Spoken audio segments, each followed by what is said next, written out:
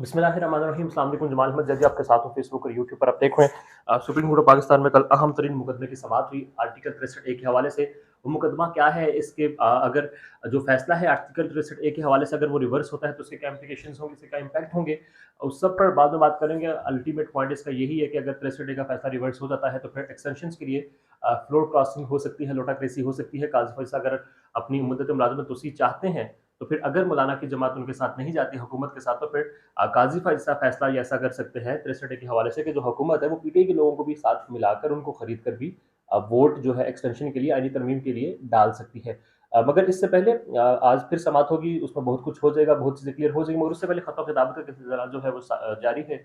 फाइज ईसा साहब ने ये कहा कल मुनीब साहब को जब वो नहीं बैठे थे वहाँ पर कि जी आप आएँ, आपको हम मनाने की कोशिश करें, अगर आप नहीं आएँगे तो फिर हम नया बेंच बना देंगे।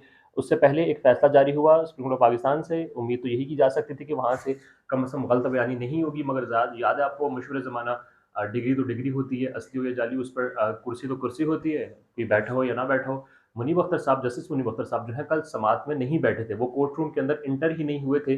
उन्होंने हियरिंग अटेंड ही नहीं की थी, मगर जब एक ऑर्डर पास किया गया उसमें उनको प्रेजेंट लिखा गया, तो ये इतनी बड़ी गलत बयानी है उस ऑर्डर में, जो कि ऑर्डर ही गैर आइनी है, कि एक जज जो कि मौजूद ही नहीं था उसको आपने हाजिर लिख दिया।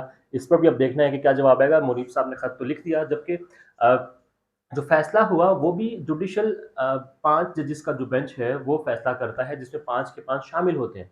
3 हक में 2 खिलाफ, 2 हक में 3 खिलाफ, या 4 1 1 5, बहुत सारी चीज़ें हो सकती हैं। मगर जो जज मौजूद ही नहीं है, एक जज की गैर मौजूदगी में ना आप फैसला सुना सकते हैं ना आप केस सुन सकते हैं। एक जज था ही नहीं तो फिर आपने केस कैसे सुन लिया? उस जज ने तो बता दिया कि मैं आपके साथ नहीं बैठता हूँ, ये बेंच भी गैर आइनी है और ये जिस तरह से आप सारा कुछ कर रहे हैं ये गैर कानूनी है। ये तो काजी फैजल साहब के अपने अल्फाज थे ना कि मैं समाज से माजरत नहीं कर रहा हूँ जब बनियाल साहब थे, मैं माजरत कर रहा हूँ, बता रहा हूँ कि ये गैर आइनी बेंच है, ये अदालत ही गैर कानूनी है, आपको इख्तियार ही नहीं है, आप गलत कर रहे हैं। मगर अब जब जस्टिस मुनीब अख्तर साहब बता रहे हैं उनको, तो फिर वो बता रहे हैं जी आप बड़े दुरुस्त हैं, आप तीखे लहजे में बात करते हैं, बहुत सारी होती हैं।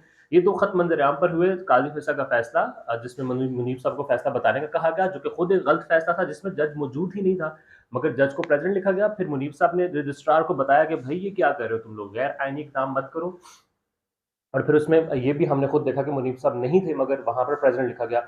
इस सब के बाद हसनात मलिक साहब ने एक बड़ी अहम एक स्टेटमेंट की, भले वो चुटकुला हो सकता है, कि सुप्रीम कोर्ट ऑफ पाकिस्तान में द हायर जुडिशरी जो है, वहाँ पर हायर जजेस पाकिस्तान के बैठते हैं, मुंसिफ आला बैठते हैं, वहाँ पर बज़ाहिर ये लग रहा है कि 144 दफ़ा 144 का नफाज हो चुका है। मुद्दा क्या है? यही है कि भाई फुल कोर्ट बनाने की बात होती है, जो वही काजी के सपोर्टर्स जो 144 के हवाले से बहुत सारी बातें कर रहे थे, फुल कोर्ट के हवाले से बहुत सारी बातें कर रहे थे, अब फुल कोर्ट के नाम से भी उनको बज़ाहिर लग रहा है कि चिढ़ है।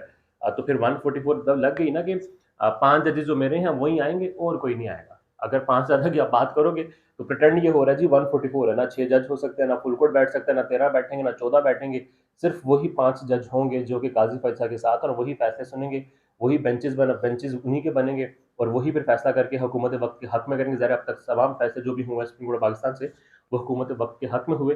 तो फिर इसमें जो कि गुज़िश्ता 1 महीने का मंज़रनामा अगर हम देखते हैं सुप्रीम कोर्ट ऑफ पाकिस्तान में, तो फिर हमें यही लगता है कि 145 का नफाज़ ही है, जो कि खुद साख्ता काज़ी पाकिस्तान ने गैर कानूनी तौर पर कर दिया है कि जो 5 जजेस मेरे ग्रुप के हैं, मेरे साथ हैं, मेरे हमनवा हैं, वही बैठ सकते हैं। उसके अलावा कोई भी बेंच नहीं बनेगा, उसके अलावा 6, 7, 8, 10 जजेस इकट्ठे नहीं होंगे। फुल कोर्ट का इजलास तो हम बुला ही नहीं सकते, क्यों? भई 144 का नफाज़ है, मुबैना तौर पर, गैर एलानिया तौर पर। ये हसनात मलिक साहब ने कहा है, जो कि एक अरसा हो चुका है सुप्रीम कोर्ट ऑफ पाकिस्तान को कवर कर रहे हैं। तो ये बहुत सारे डेवलपमेंट्स हैं जो कि अब होनी है, आगे देखना है। आज 63 डे के हवाले से जो समाअत होगी 11:30 बजे, उसमें काजी फाइल साहब जो हैं वो क्या करेंगे? बज़ाहिर तो ये लग रहा है कि मुनीब अख्तर साहब उस समाअत में भी नहीं होंगे।